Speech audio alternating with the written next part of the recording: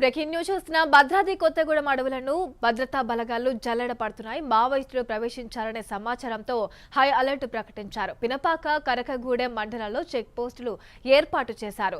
తనిఖీలు నిర్వహించి ధృవపత్రాల పరిశీలనకి సంబంధించి అయితే చర్యలు తీసుకుంటున్నారు. అనుమానాస్పదంగా కనిపిస్తే సమాచారం ఇవ్వాలంటూ కూడా పోలీసులు కోరుతున్నారు. దీనిపై పూర్తి అప్డేట్స్ మా ప్రతినిధి శ్రీనివాస్ ఖమ్మం నుంచి ఫోన్ ద్వారా అందిస్తారు. శ్రీనివాస్.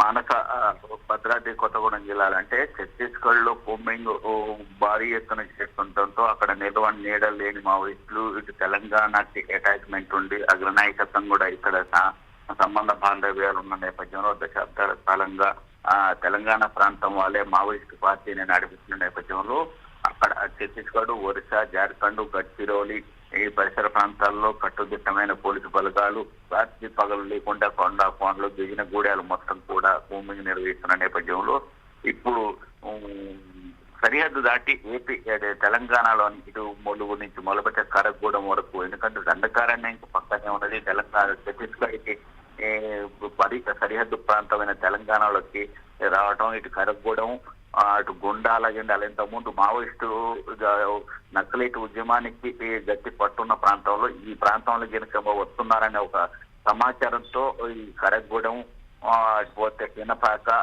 ఆళ్లపల్లి గుండాల పరిసర ప్రాంతాలు మొత్తం కూడా పోలీసులు క్షుణ్ణంగా పరిశీలిస్తున్నారు. ఏదైనా అనుమానిత వ్యక్తులు ఉంటే సమాచారం ఇవ్వాలని చెప్పని పూర్తిగా ఆ ఏరియాలో భద్రతా దళాలు అడవిని జల్లెబడుతున్నాయి. పూర్తిగా అక్కడ స్థానిక పోలీస్ స్టేషన్ కూడా అలర్ట్ చేశారు. పోలీస్ యంత్రాంగం మొత్తం కూడా భారీ ఎత్తున కూంబింగ్ నిర్వహించేందుకు కట్టుదిట్టమైన భద్రత ఏర్పాటు చేస్తున్నారు.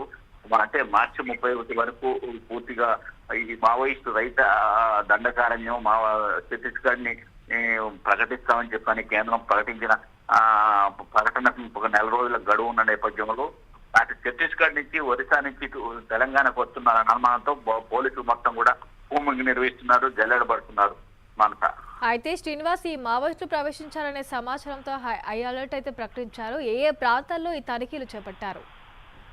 అంటే అక్కడి నుంచి అంటే కర్రెగుట్టల మీద దాడి జరిపారు, ఎన్కౌంటర్ జరిగినాయి. పూర్తి దంతవాడ, సుకుమ, కాంకేరు, నారాయణపూర్, రాయచూరు, గడ్చిరోలి, అది జార్ఖండ్ పరిసర ప్రాంతాలు వాళ్ళు ఎక్కడ నీడ లేకుండా అగ్రనేతల లొంగిపోయిన అగ్రనేతల సూచనల ప్రకారమే పోలీసు హై అలర్ట్. ఎందుకంటే ఎటు వెళ్ళటానికి ఆస్కారం లేకుంటే ఛత్తీస్గఢ్ నుంచి దగ్గరగా అడవి ప్రాంతమైన దండకార నుంచి భద్రాచలం మీదుగా ఇటు కొత్తగూడెం, ఇటు కరగూడెం ప్రాంతాల్లో తెలంగాణలో ప్రవేశించే అవకాశం ఉంది. ఏటూరు నాగారం అంతా ఇది కూడా దట్టమైన అటవీ ప్రాంతం కాబట్టి అటు రావడానికి ఆస్కారం ఉందనే ఒక సమాచారంతో మావోయిస్టుల్లో కూడా పోలీసులకి కోవట్లుగా ఉన్న నేపథ్యంలో వాళ్ళు ఇచ్చిన సమాచారంతో ఇక్కడ జల్లెడబడుతున్నట్టుగా సమాచారం ఉంది.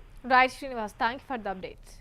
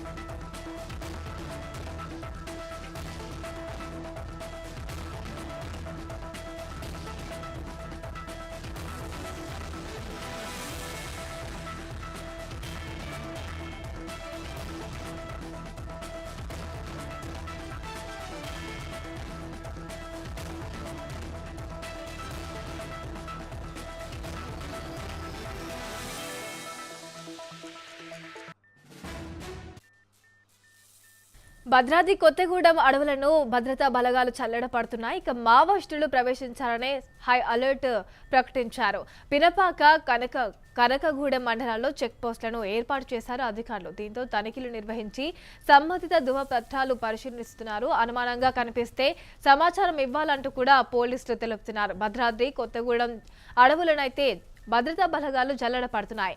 మావోయిస్టులు ప్రవేశించారనే హై అలర్ట్ అయితే ప్రకటించారు. పినపాక కనకగూడెం మండలాల్లో చెక్ పోస్టులను ఏర్పాటు చేశారు.